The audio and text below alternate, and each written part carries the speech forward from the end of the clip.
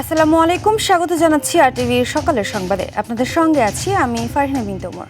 শুরুতেই ইরানের যুদ্ধ প্রসঙ্গ।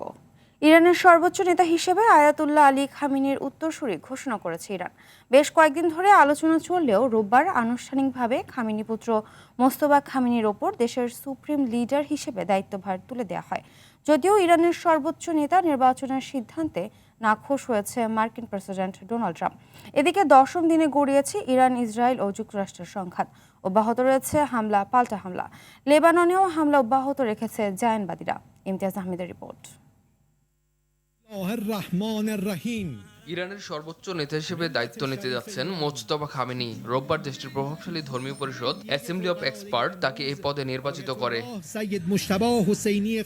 মোজতবার নিয়োগকে স্বাগত জানিয়েছেন ইরানের প্রেসিডেন্ট মাসুদ পেজেশকিয়ান। মোজতবা খামেনির নেতৃত্বে দেশ মর্যাদা ও শক্তির নতুন যুগে প্রবেশ করবে বলেও মন্তব্য করেন ইরানের প্রেসিডেন্ট। তবে সর্বোচ্চ নেতা হিসেবে মোজতবা খামেনিকে নির্বাচিত করায় ক্ষুব্ধ প্রতিক্রিয়া দিয়েছেন মার্কিন প্রেসিডেন্ট ডোনাল্ড ট্রাম্প। ওয়াশিংটনের অনুমোদন ছাড়া ইরানের নতুন সর্বোচ্চ নেতা দীর্ঘদিন ক্ষমতায় টিকে থাকতে পারবে না বলেও হুঁশিয়ারি দেন ট্রাম্প। এরই মধ্যে ইরানের বিভিন্ন স্থানে যুক্তরাষ্ট্র ও ইসরায়েলের হামলা অব্যাহত রয়েছে। রাজধানী তেহরান ও ধর্মীয় নগরী কোমে বিস্ফোরণের খবর পাওয়া গেছে। তেল স্থাপনায় হামলার পর তেহরানের আকাশে ছড়িয়ে পড়েছে বিষাক্ত ধোঁয়া। ইরানের পাল্টা হামলায় উপসাগরীয় অঞ্চলে নিহত হয়েছে আরও এক মার্কিন সেনা। এদিকে ইসরায়েলের হামলায় লেবাননের দক্ষিণাঞ্চলে ব্যাপক ক্ষয়ক্ষতির খবর পাওয়া গেছে। লেবানন সরকার জানায় সংঘাতের কারণে বাস্তুচ্যুত হয়েছেন দেশটির 5 লাখেরও বেশি মানুষ। অন্যদিকে সৌদি আরবের আল খার্জ অঞ্চলে একটি আবাসিক এলাকায় ইরানের প্রজেক্টাইল হামলায় নিহত হয়েছে অন্তত 2 জন। একই সময়ে ইরাকের এরবিলেও বিস্ফোরণের শব্দ শোনা গেছে। চলমান এই সংঘাতের কারণে জরুরি বৈঠক করেছে আরব লীগ, যেখানে যুক্তরাষ্ট্র ও ইসরায়েলের হামলার পর ইরানের পাল্টা হামলার নিন্দা জানায় কাতার। তবে যুদ্ধবিরতির দাবি তুলে সব পক্ষকে সংযত থাকার আহ্বান জানিয়েছে ওমান। এদিকে মধ্যপ্রাচ্যের চলমান যুদ্ধের প্রভাব পড়তে শুরু করেছে বৈশ্বিক অর্থনীতিতে। চলমান যুদ্ধের প্রভাবে আন্তর্জাতিক তেলের বাজারে ব্যারেল প্রতি দাম $100 ছাড়িয়েছে। ফলে এশিয়ার শেয়ার বাজারে বড় ধরনের পতন দেখা গেছে। ইমতিয়াজ আহমেদ, আরটিভি। সৌদি আরবে একটি আবাসিক ভবনে ভয়াবহ ক্ষেপণাস্ত্র হামলা চালানো হয়েছে। রোববার দেশটির আল খার্জ গভর্নরেটের একটি কম্পাউন্ডে এই হামলা চালানো হয়। এতে এক বাংলাদেশি ও এক ভারতীয় নাগরিক নিহত হয়েছে। আহত হয়েছে আরও 12 জন। সৌদি আরবের সিভিল ডিফেন্স এজেন্সির সামাজিক যোগাযোগ মাধ্যমে এক পোস্টে এসব তথ্য জানিয়েছে। তথ্যটি নিশ্চিত করেছে আন্তর্জাতিক বার্তা সংস্থা আল জাজিরা। তবে এই বিষয়ে এখনও বিস্তারিত কিছু জানা যায়নি। এর আগে সৌদি আরবের আল খার্জ সহ বিভিন্ন স্থানের র্যাডার ব্যবস্থা নিশানা করে হামলা চালানোর বিষয় জানায় ইরানের ইসলামী বিপ্লবী গার্ড কোর আইআরজিসি।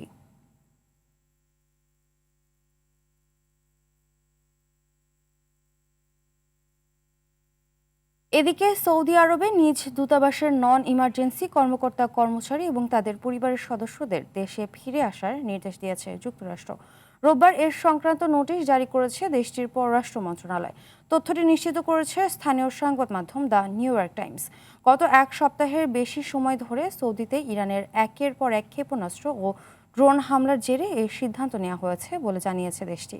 এদিকে সাধারণ মার্কিন নাগরিকদের মধ্যে যারা সৌদি ভ্রমণে যেতে ইচ্ছুক তাদেরও সিদ্ধান্ত পুনর্বিবেচনার আহ্বান জানানো হয়েছে।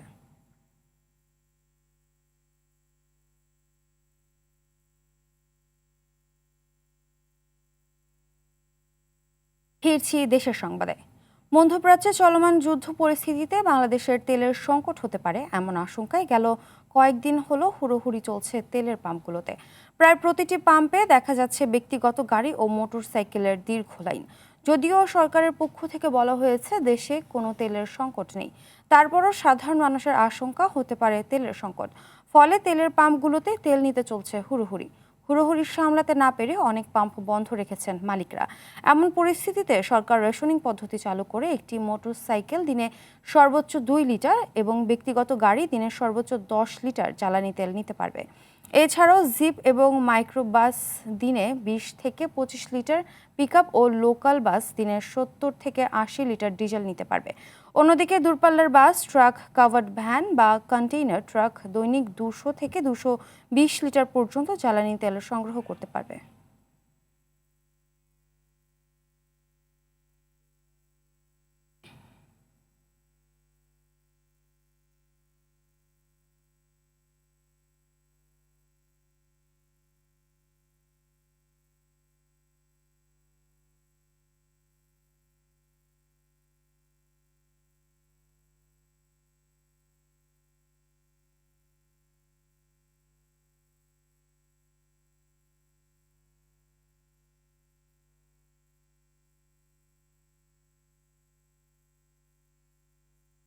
দর্শক, এই মুহূর্তে শাহবাগ এলাকার তেল পাম্প থেকে সরাসরি যোগ দিচ্ছেন সহকর্মী আলমগীর শেখ। আলমগীর, সরকার বলছে তেলের সংকট নেই, তারপরও পাম্পগুলোতে এমন দীর্ঘ লাইন কেন, কি দেখছেন জানাবেন।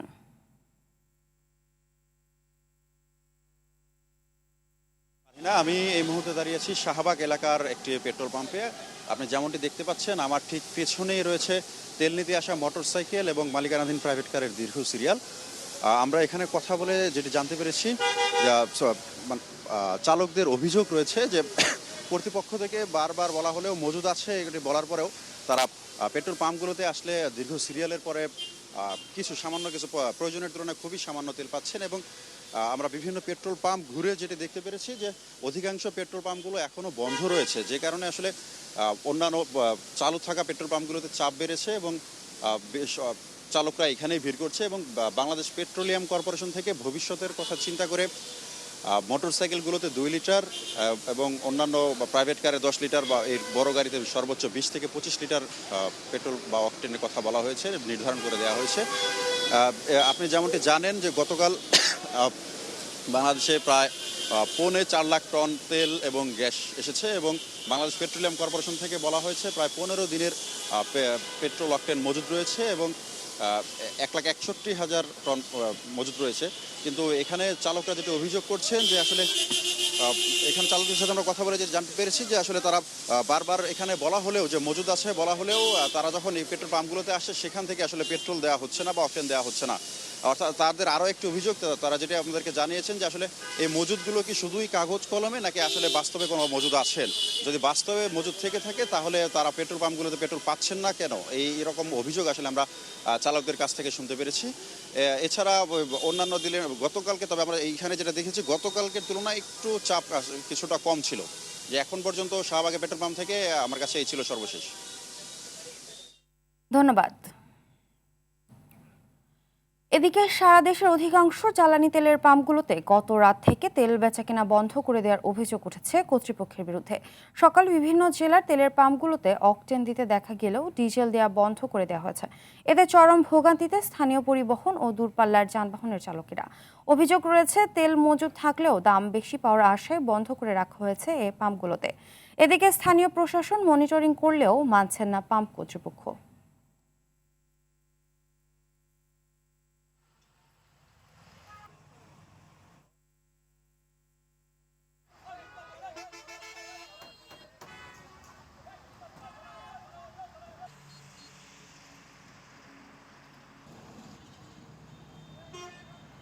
রাতের বেলা অনেক পাম্পে দেখছি ওই যে বড় বড় গাড়িতে ওই কিছু টাকা বেশি খায় হলো বড় বড় গাড়িতে তেল দিতেছে, অথচ আমাকে গাড়িতে ছোট গাড়ির তেল দেয়। গতকালে গাড়ি বের করে এশিয়া পাম্পে গেছিলাম, প্রায় আর 1 ঘন্টা লাইনে থেকে পুরো 300 টাকার তেল নিছি।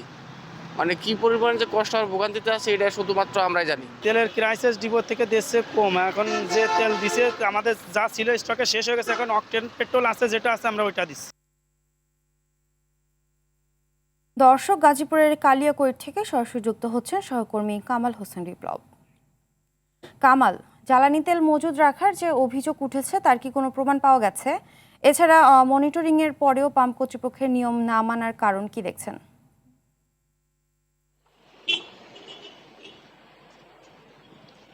জি ফারদিন, আপনারা জানেন যে গত কয়েকদিন ধরে সারা বাংলাদেশে যে গ্যাস তেলের সংকট রয়েছে সেই প্রভাব কিন্তু গাজীপুরের কালিয়াকুর যে পাম্পগুলো রয়েছে সেই পাম্পেও পড়েছে। আমি সকাল থেকে ঘুরে দেখেছি অনেক অধিকাংশ পাম্পই এখানে বন্ধ রয়েছে। দু একটি পাম্প খোলা রয়েছে, সেগুলোতে কিন্তু ডিজেল এবং অকটেন নেই।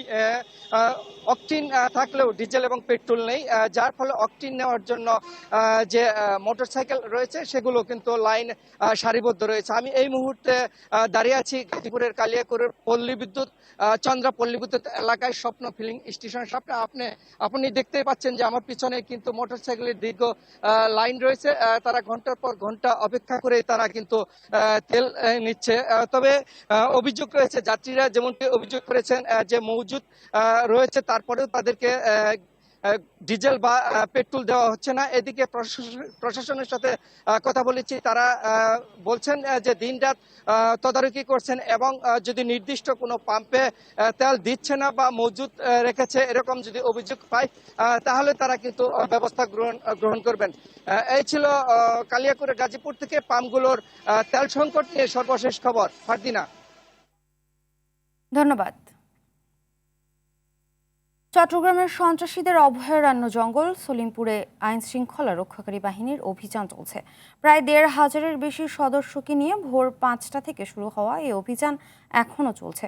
এই জঙ্গলে বাইরের কোনো লোক প্রবেশ করতে পারে না। প্রবেশ করতে হলে নির্দিষ্ট কার্ড দেখিয়ে অনুমতি নিয়ে প্রবেশ করতে হয়। কথিত আছে জঙ্গল সলিমপুরে ইয়াসিন বাহিনীর আইন ছাড়া অন্য কোনো আইন চলে না। এর আগে অপরাধীরা এখানে দুজন সাংবাদিককে পিটিয়ে গুরুতর আহত করে ও ক্যামেরা ছিনিয়ে নিয়ে ভেঙে ফেলে। এমনকি অভিযান করতে গেলে র্যাব সদস্যকেও পিটিয়ে হত্যা করে।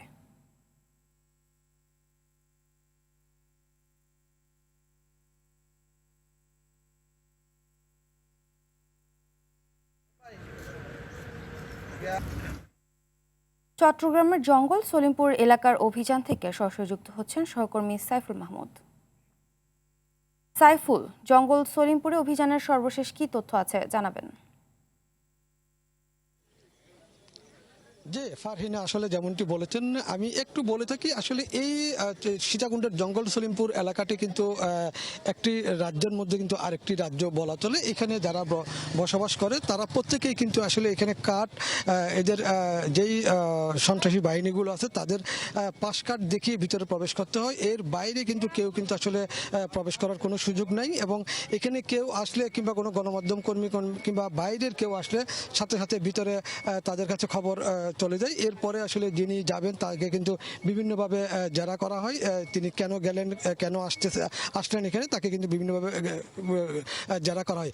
এবং এর আগে এডিসির গাড়ি বহরে কিন্তু একটা হামলা চালিয়ে একজন ইউপি মেম্বারকে এখান থেকে গাড়ি বহর থেকে নামিয়ে পিটানো হয়েছিল। এরপরে এখন টেলিভিশনের চট্টগ্রামের বুরু প্রধান ওনাকে এবং ওনার ক্যামেরাম্যানকে পিটানো হয়েছিল এবং পিটিয়ে তাদের ক্যামেরা ভাঙচুর করে।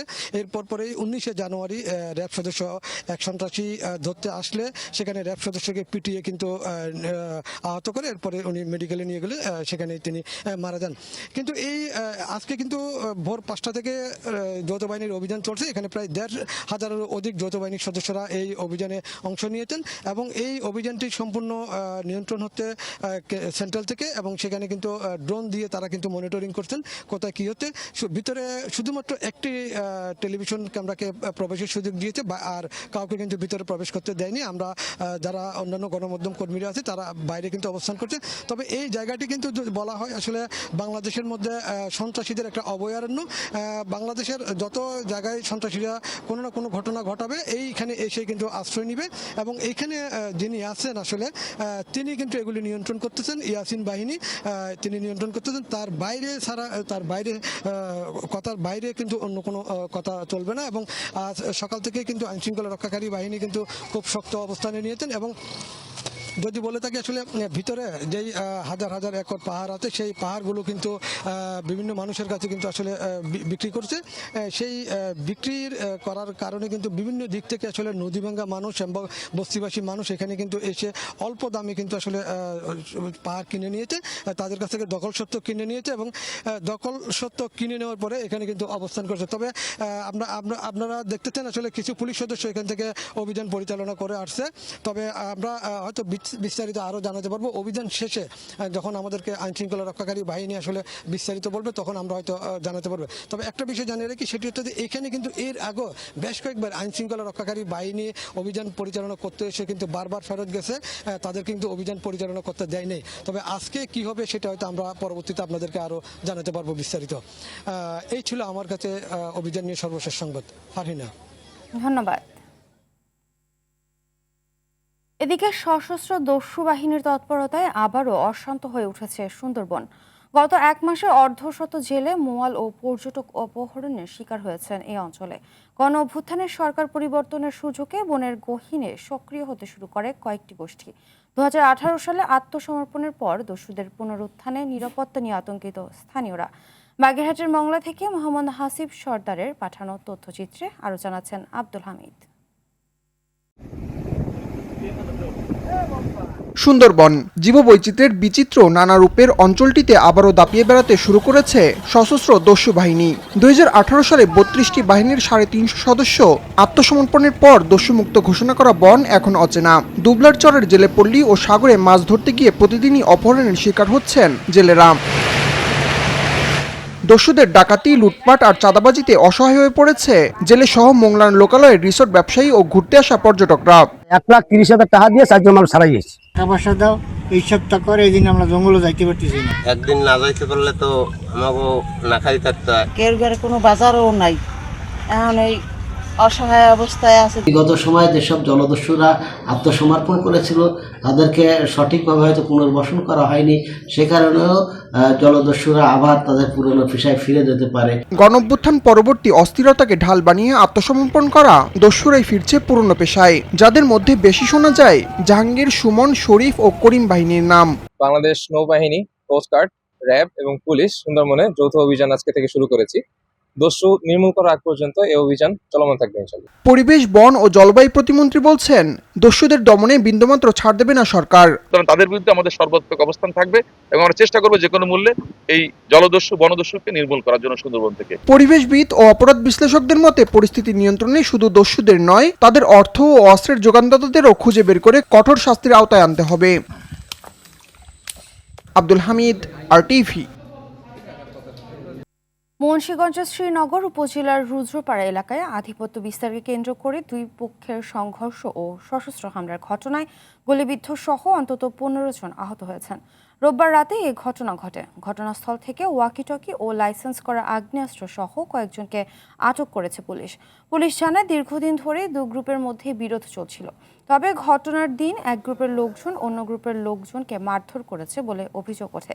এর জের ধরে তারাবির নামাজের পর 10 থেকে 15 জনের সশস্ত্র দল দেশীয় অস্ত্র ও আগ্নেয়াস্ত্র নিয়ে অন্য গ্রুপের বাড়িতে হামলা চালায় বলে অভিযোগ পাওয়া গেছে।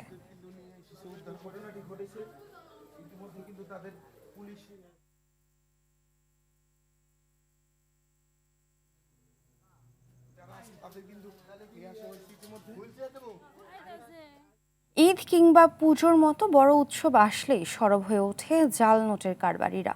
উৎসবের বাজারে অজান্তেই মানুষের হাতে চলে আসছে জাল টাকা, আর সেই নোট ঘুরে বেড়ায় বাজার থেকে বাজারে। আইনশৃঙ্খলা বাহিনীর তথ্য বলছে, সীমান্ত দিয়ে প্রবেশের পাশাপাশি এখন দেশেই তৈরি হচ্ছে জাল টাকা। তাদের ধরতে তৎপর রয়েছে তারা। দীপ্ত চন্দ্র পালের রিপোর্টে বিস্তারিত। ঈদকে সামনে রেখে বানানো হচ্ছে জাল টাকা। গোপন সংবাদের ভিত্তিতে গেল 5ই মার্চ রাজধানীর উত্তরার একটি বাড়িতে অভিযান চালায় র্যাব। সে সময় জাল টাকা তৈরির মূল হোতা সহ 2 জনকে আটক করে তারা। উদ্ধার করা হয় 25 লাখেরও বেশি টাকা এবং জাল নোট তৈরির কাজে ব্যবহৃত একটি ল্যাপটপ ও একটি প্রিন্টার, 2টি লেজার প্রিন্টিং ডায়েস ও 3টি স্মার্টফোন। শুধু তাই নয়, মার্চ মাসে 3টি অভিযানে শুধু র্যাবের হাতেই উদ্ধার হয় প্রায় 80 লাখ টাকার জাল নোট সহ পেয়েছি। এখানে তাদের লেজার প্রিন্টার, তারপরে যে আবার প্রিন্টারের ডায়াস থাকে যেটাতে ওর সিকিউরিটি কোডগুলোকে এনশিওর করে ওরা প্রত্যেকটা নোটের মধ্যে। এবং টাকার নোটগুলো এরকম যে আপনি সাধারণ মানুষকে দিলে সহজে টাকা নোটগুলো নিয়ে নিবে, বুঝতে পারবে না জাল টাকা।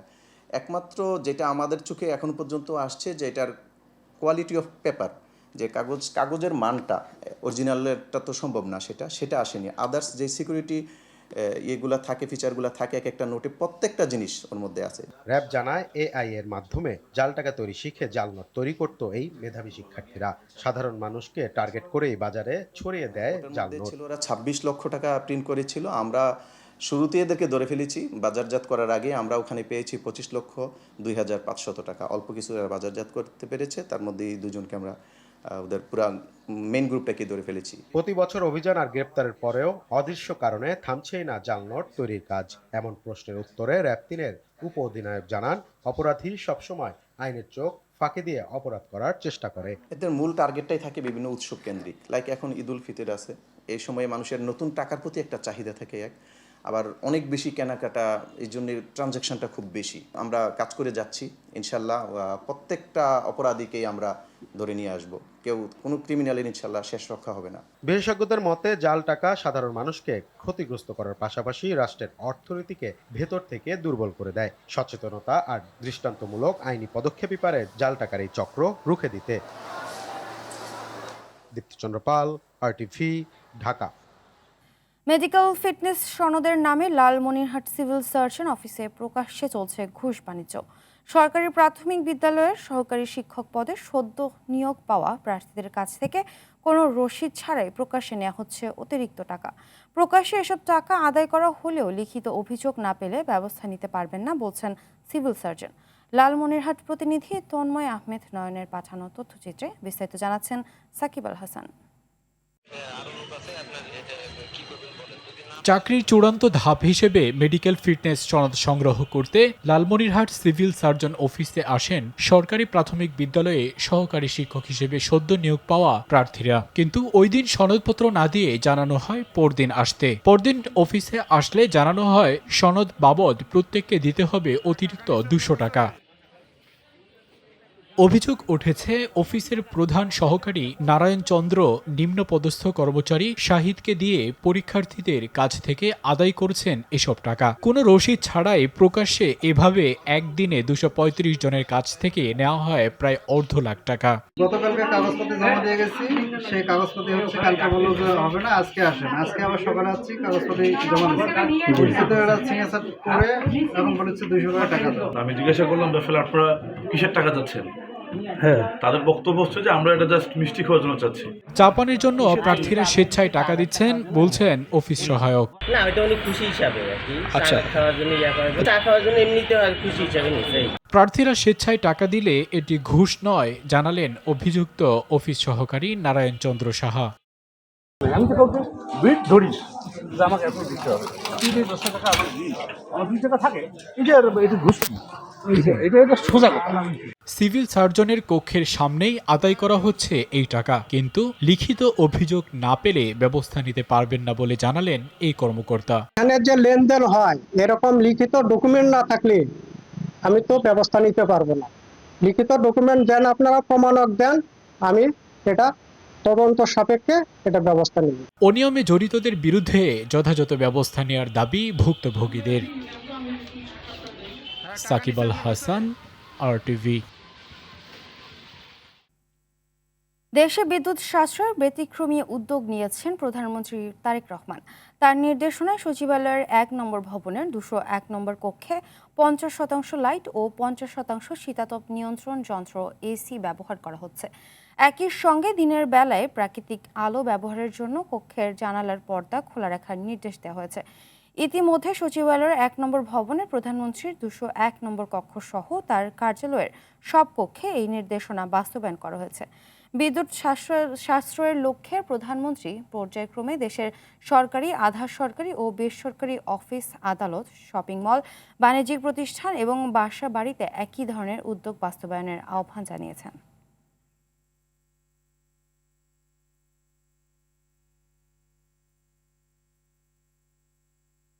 নারী এশিয়া কাপে টিকে থাকার লড়াইয়ে গ্রুপ পর্বে নিজেদের শেষ ম্যাচে আজ মাঠে নামবে বাংলাদেশ। পার্থের রেক্ট্যাঙ্গুলার স্টেডিয়ামে বাংলাদেশ সময় বিকেল 3টায় আফিদাদের প্রতিপক্ষ উজবেকিস্তান। টানা 2টি করে পরাজয়ের পর বাংলাদেশ ও উজবেকিস্তানের এশিয়ান কাপে টিকে থাকার স্বপ্ন এখন সুতোয় ঝুলছে।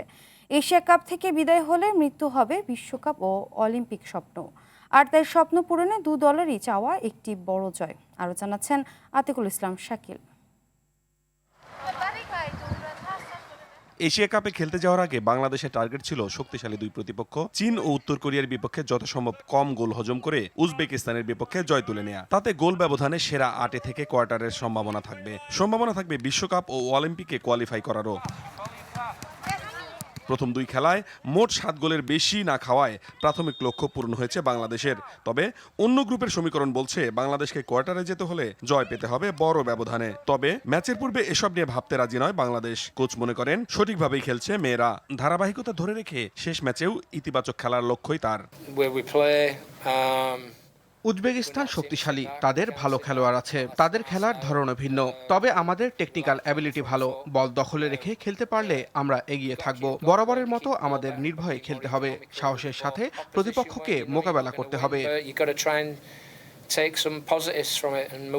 অন্যদিকে এই ম্যাচে হারানোর কিছুই দেখছেন না অধিনায়ক আফিদা খন্দকার, বরং উপভোগ করাই তার মূল মন্ত্র। উজবেকিস্তানের সাথে আমরা অবশ্যই চেষ্টা করব আমাদের সেরাটা দিয়ে খেলার। আমাদের এখানে হারানোর কোনো কিছু নাই। আমরা প্রথমবারের মতো এখানে কোয়ালিফাই করেছি, আমাদের দেশকে এখানে রিপ্রেজেন্ট করতে পেরেছি, এটা আমাদের কাছে অনেক গর্বের বিষয়। ইনশাআল্লাহ ভালো কিছু হবে কালকে। টুর্নামেন্টের বাইলজ অনুযায়ী 3 গ্রুপের সেরা 2/3 দল পাবে পরের রাউন্ডে কোয়ালিফাই করার সুযোগ। আপাতত সেই সুযোগের সন্ধানে উজবেকিস্তানও। বাংলাদেশকে সমীহ করলেও জয়ের বিকল্প নেই তাদের মাথায়ও। take this game in a very serious way and we are preparing in our best. Atikul Islam Shakil, RTV। সকালের সংবাদ এই পর্যন্তই। মধ্যাহ্নের সংবাদ দুপুর 12টায় দেখার আমন্ত্রণ রইল। ধন্যবাদ সবাইকে।